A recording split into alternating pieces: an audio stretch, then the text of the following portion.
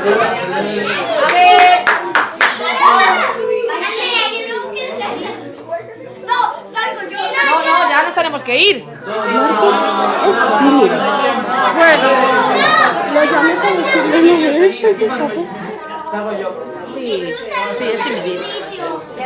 Pero bueno, mira, se ha atrevido a salir, lo ha dicho. A ver, ¿habéis encontrado? Hola, profe.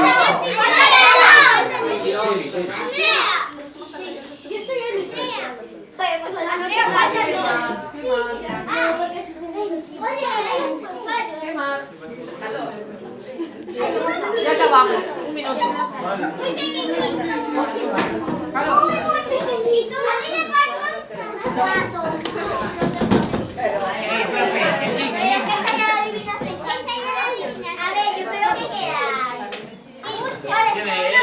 A ver, ¿alguna pista?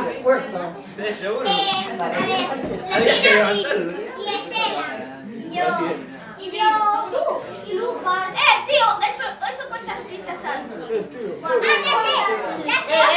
1, 2, 3, 4. ¿Cómo es, tío? ¿Cómo? No pasa nada, Y Estela está en el sitio de Lucas. Sí. Y Emma no está en su sitio, está en el sitio de...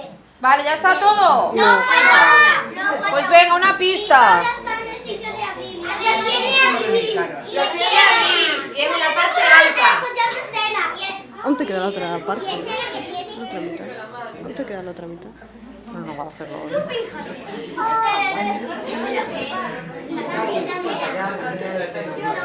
Sí, esto todo. ¿Qué vamos a hacer? ¿Qué vamos a hacer con todo esto?